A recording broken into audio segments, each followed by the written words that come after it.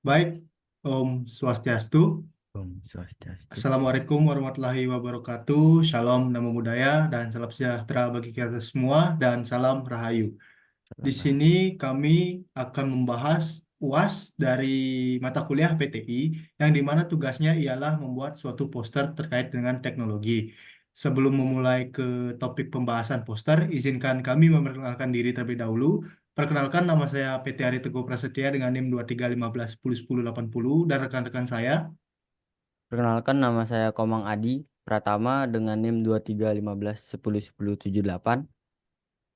Perkenalkan, nama saya Made Rizky Atnyana dengan NIM 2315101076. Baik, untuk topik pembahasan poster kali ini dari kelompok kami akan membahas electronic voting machine atau voting elektronik. Baik, sebelum ke topik yang akan kami bahas, izinkan saya memberitahu mengapa kami mengangkat topik dari voting elektronik ini.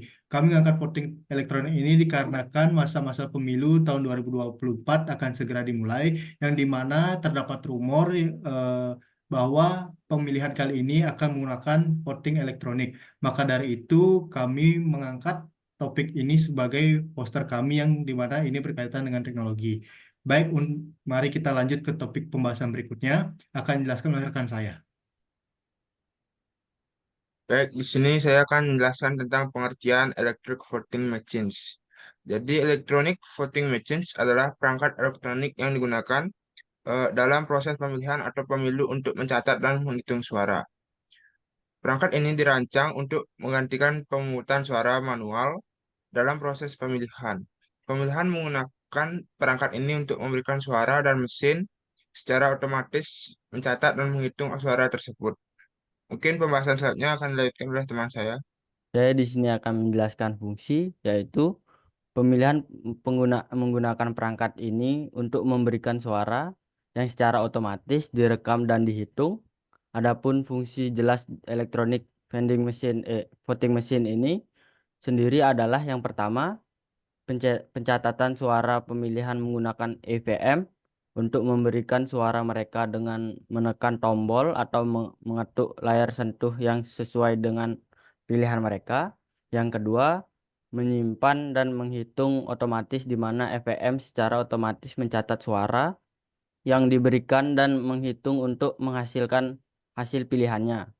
Yang ketiga, kecepatan dan efisiensi dari EVM dapat mempercepat proses pemungutan suara, penghitungan suara, dan mengurangi waktu yang diperlukan untuk mengumumkan hasilnya. Selanjutnya akan dijelaskan oleh Eki. Baik, di sini saya akan menjelaskan tentang kegunaan electronic voting machines, yaitu digunakan untuk memfasilitasi dan mengotomatisasi proses pemilihan, mencatat dan menghitung suara cepat, efisien, dan akurat, eh, di mana dengan bantuan teknologi kita bisa menghentikan pemungutan suara manual dalam proses pemilihan yang terkadang terjadi human error. Mungkin penjelasan selanjutnya akan dibahas oleh Teguh.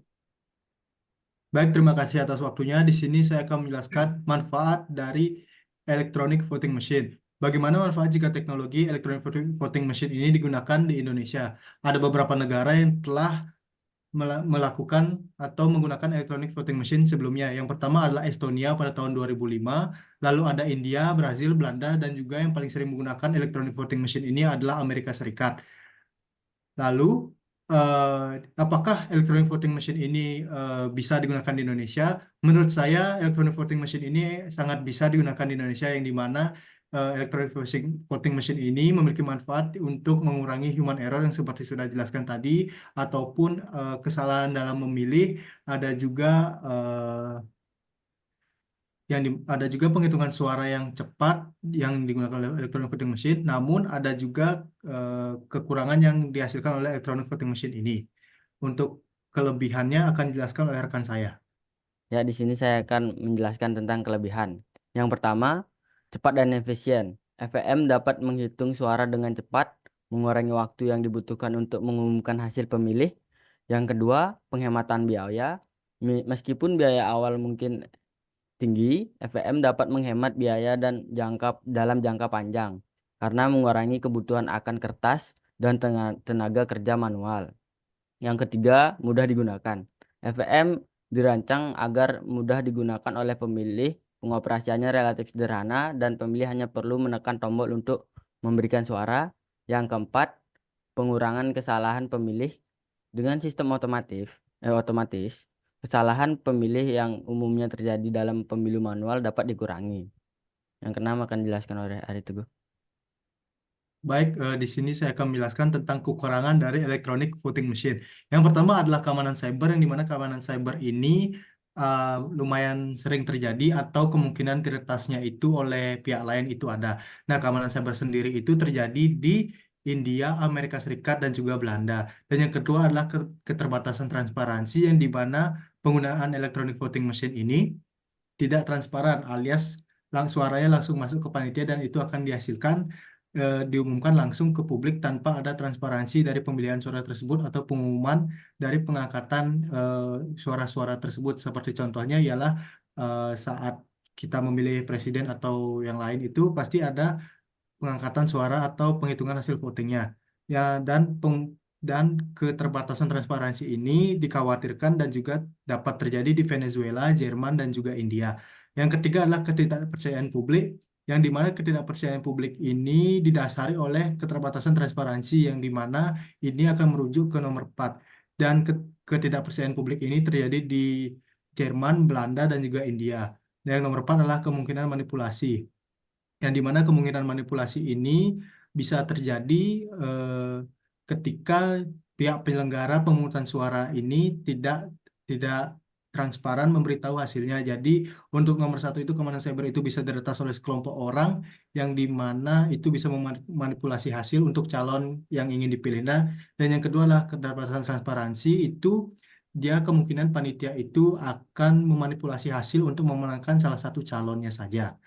Baik, itu mungkin yang dapat kami jelaskan. Jadi kesimpulannya, electronic voting machine ini adalah perangkat elektronik yang dirancang untuk mencatat suara dan menghitung hasil pemilihan atau pemilu, yang dimana memiliki fungsi, kelebihan, dan juga kekurangan. Nah, apakah FVM ini bisa diterapkan di Indonesia? Menurut saya akan ada pro dan kontranya.